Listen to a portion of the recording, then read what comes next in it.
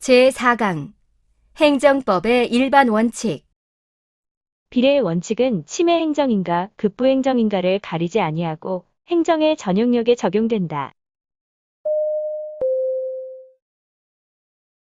비례의 원칙은 행정에만 적용되는 원칙이므로 입법에서는 적용될 여지가 없다. 비례의 원칙은 구체적으로 목적 적합성의 원칙, 최소 침해의 원칙, 협의의 비례의 원칙 등을 내용으로 한다. 위험한 건물에 대하여 개수명령으로서 목적을 달성할 수 있음에도 불구하고 철거명령을 발령하는 것은 비례원칙의 내용 중 필요성 원칙에 반한다. 경찰관은 범인의 체포 또는 도주의 방지, 타인 또는 경찰관의 생명, 신체에 대한 방호, 공무집행에 대한 항거의 억제를 위하여 필요한 때에는 최소한의 범위 안에서 가스총을 사용할 수 있으나 이 경우 가스총 사용 시 요구되는 최소한의 안전수칙을 준수함으로써 장비 사용으로 인한 사고 발생을 미리 막아야 할 주의 의무가 있다. 경찰관이 난동을 부리던 범인을 검거하면서 가스총을 근접 발사하여 가스와 함께 발사된 고무마개가 범인의 눈에 맞아 실명한 경우에는 국가배상이 인정된다. 협의의 비례원칙인 상당성의 원칙은 재량권 행사의 적법성의 기준에 해당한다. 대법원은 수입 녹용 중 일정 성분이 기준치를 0.5% 초과하였다는 이유로 수입 녹용 전부에 대하여 전량 폐기 또는 반송 처리를 지시한 처분은 재량권을 일탈 남용한 경우에 해당한다고 판시하였다. 음주운전으로 인해 운전면허를 취소하는 경우에 이익형량에서 음주운전으로 인한 교통사고를 방지할 공익상의 필요가 취소에 상대방이 입게 될 불이익보다 강조되어야 하는 것은 아니다. 비례원칙에 위반한 처분은 위법한 것으로 항고소송의 대상이 된다. 헌법재판소는 비례원칙을 위헌법률심사의 기준으로 삼고 있다. 대법원은 원고가 단지 1회 훈령에 위반하여 요정 출입을 하다가 적발된 정도라면 면직처분보다 가벼운 징계처분으로서도 능히 위 훈령의 목적을 달성할 수 있다고 볼 수 있는 점에서 이 사건 파면 처분은 이른바 비례의 원칙에 어긋난 것으로 위법하다고 판시하였다. 비례의 원칙에 의할 때 공무원이 단지 1회 훈령에 위반하여 요정 출입을 하였다는 사유만으로 한 파면 처분은 위법하다. 5개 집회의 사전 신고 의무를 규정한 구 집회 및 시위에 관한 법률 제6조 제1항 중 5개 집회에 관한 부분은 과잉금지 원칙에 위배하여 집회의 자유를 침해하는 것으로 볼 수 있다는 것이 헌법재판소의 태도이다. 신뢰보호의 원칙은 국민이 법률적 규율이나 제도가 장래에 지속할 것이라는 합리적인 신뢰를 바탕으로 개인의 법적 지위를 형성해 왔을 때에는 국가에게 그 국민의 신뢰를 되도록 보호할 것을 요구하는 법치국가 원리의 파생 원칙이다. 신뢰보호 원칙은 판례뿐만 아니라 실정법상의 근거를 가지고 있다. 행정절차법과 국세기본법에서는 법령 등의 해석 또는 행정청의 관행이 일반적으로 국민에게 받아들여졌을 때와 관련하여 신뢰보호의 원칙을 규정하고 있다.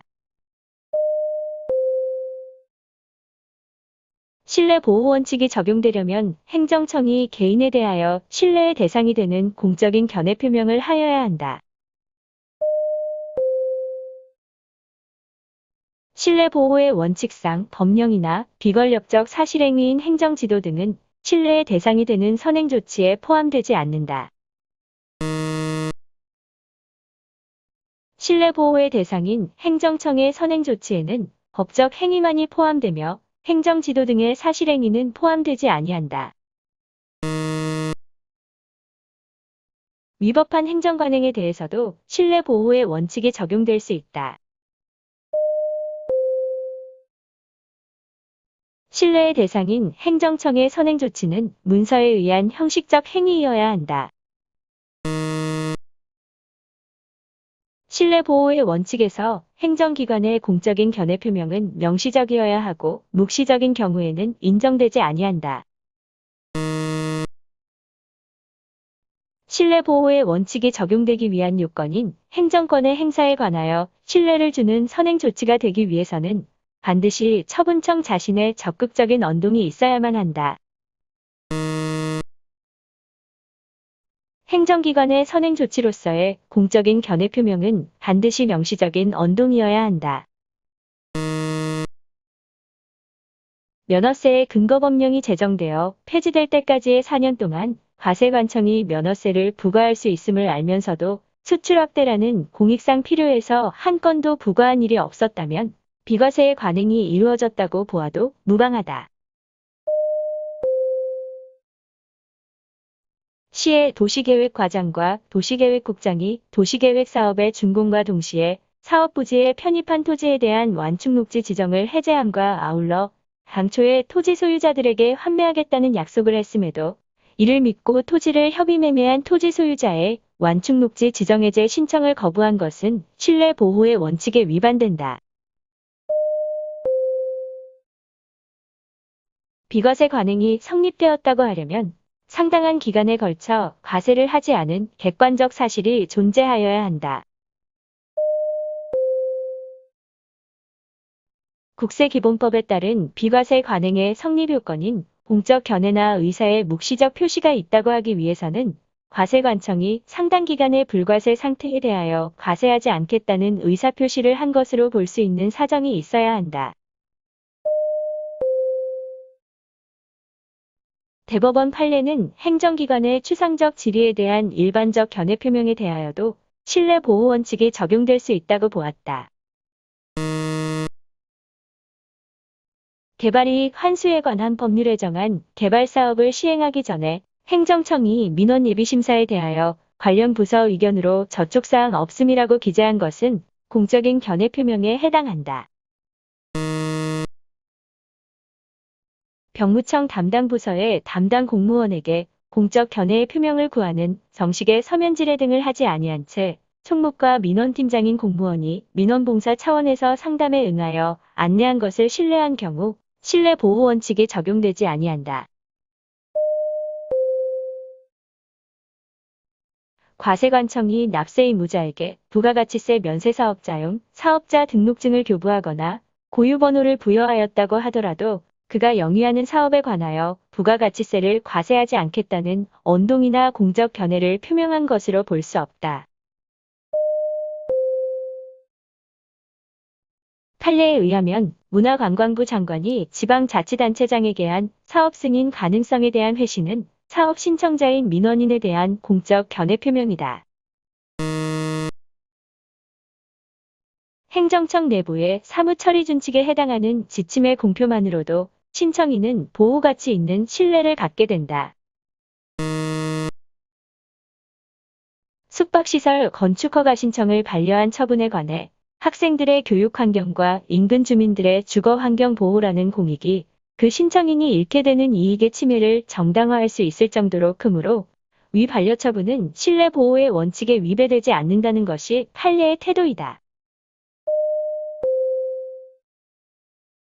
지구 단위 계획을 수립하면서 그 권장 용도를 판매, 위락 숙박시설로 결정하여 고시한 행위를 당해 지구 내에서는 공익과 무관하게 언제든지 숙박시설에 대한 건축 허가를 받을 수 있을 것이라는 공적 견해를 표명한 것이라고 평가할 수는 없다.